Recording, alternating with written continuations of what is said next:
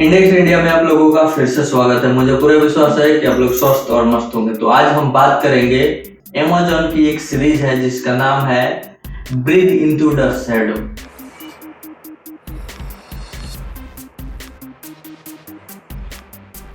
इसके निर्देशक हैं मयंक शर्मा। कलाकार की बात करें तो अभिषेक बच्चन, अमित शाह, नित्या मेनन, सैमी खेर, ऋषिकेश जोशी, श्रीकांत वर्मा, इवाना कौर, रेशम श्रीवर्धन, पल्लविता ठाकुर, एन रवि, श्रुति बपाना, सौदा कौर, ये मुख्य कलाकार इसमें हैं।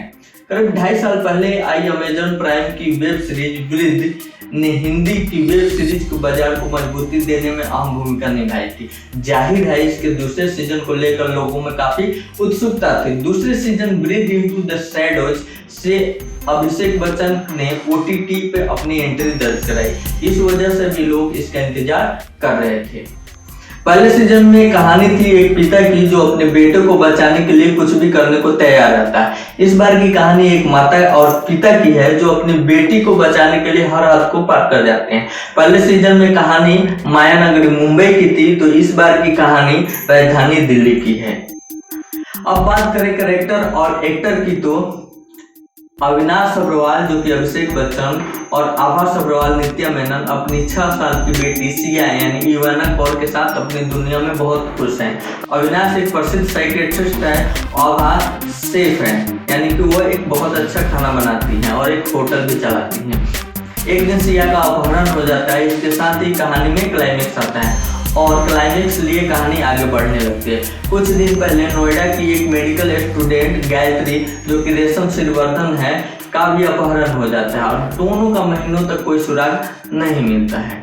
9 महीने के बाद किडनैपर का एक पार्सल के जरिए अविनाश के पास संदेश आता है कि उसे अगर सिया जिंदा चाहिए तो उसे किडनैपर की हर बात माननी होगी और वह बात होती है कि उसे जिसे बोलेगा उसकी हत्या करनी पड़ेगी, यानी उसके अनुसार जिसको वो बोलेगा उसकी मर्डर करनी पड़ेगी। अविनाश अग्रवाल जो कि मैंने पहले ही बता दिया था, अभिषेक बच्चन और आभा अग्रवाल दोनों मिलकर हर एक हत्या को अंजाम तक पहुंचाते हैं ताकि उनकी प्यारी बेटी सही सलामत घर लौट आए। उधर सीनियर इंस्पेक्टर कबीर सावंत का भी ट्रांसफर होकर दिल्ली आ जाता है। उसके साथ सब इंस्पेक्टर प्रकाश कामले, ऋषिकेश जोशी भी दिल्ली आ जाता है।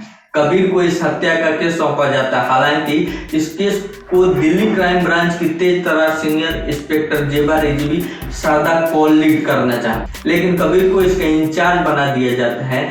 इससे जेबा खुश नहीं है। इस केस में कबीर के साथ कामले और जयप्रकाश श्रीकांत वर्मा भी काम कर रहे हैं। इसी बीच एक महिला की हत्या हो जाती है। अविनाश भी इस केस के साथ विशेषज्ञ के तौर पर जुड़ जाता है क्योंकि वो साइकियाट्रिस्ट है और बहुत बार उसने हेल्प किया रहता है।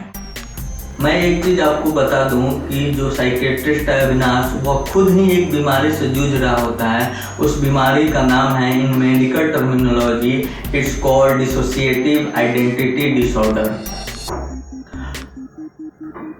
जो कि खुद की ही बनाई एक अलग इंसान जिसका नाम जे रहता है और वह सारी हत्याएं जे करता है। अविनाश उसको बचाता है, यानी कि खुद हत्या करता है और खुद ही बचाता है। अविनाश को जे बनने की कहानी बचपन से ही शुरुआत होती है जब उसके माता पिता का देहांत एक रोड एक्सीडेंट में हो जाता है। तो वह खुद ही अपने अंदर एक जे को डेवलप करता है जिसका नामकरण भी वो खुद जे रखता है और इस कैरेक्टर को आगे बढ़ाने में उसकी मदद करते हैं उसके एक टीचर। 6ठे एपिसोड में हत्यारा दर्शकों के सामने आ जाता है, फिर भी यह कहानी आगे क्या आकार लेगी या जानने की उत्सुकता आपकी बनी रहती है। स्क्रिप्ट की डिटेलिंग बहुत बढ़िया है और किरदारों को और बढ़िया से गाढ़ा जा सकता है। मयंक शर्मा का निर्देशन ठीक है, लेकिन पहले सीजन जैसा प्रभाव नहीं छोड़ पाते हैं। अभिषेक बच्चन ने डिजिटल प्लेटफॉर्म पर आगाज बढ़िया किया है। उनका अभिनय सादा हुआ है, हालांकि उनके किरदार को बहुत अच्छे से नहीं गढ़ा गया है। अमित शाह ने एक बार फिर दमदार अभिनय किया है। अपराध बोध से ग्रस्त एक काबिल पुलिस वालों की भूमिका में वो प्रभावशाली लगी है। नित्या मेनन का अभिनय भी बढ़िया है, वो आत्मविश्वास से भरी नजर आती है।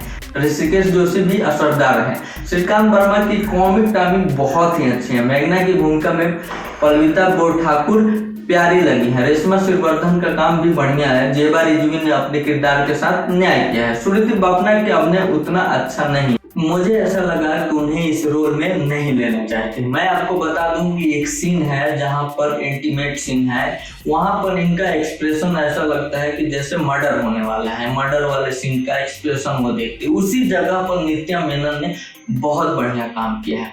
बाकी सारे कलाकारों ने अपने हिस्से का काम ठीक किया है। कुल मिलाकर इस सीरीज को देखने पर आपको निराशा नहीं होगी। तो यह वीडियो आपको कैसा लगा प्लीज कमेंट करके बताएं। अगर आप इस चैनल पर नए हैं तो सब्सक्राइब करना बिल्कुल ना भूलें। Thanks for the watching, have a nice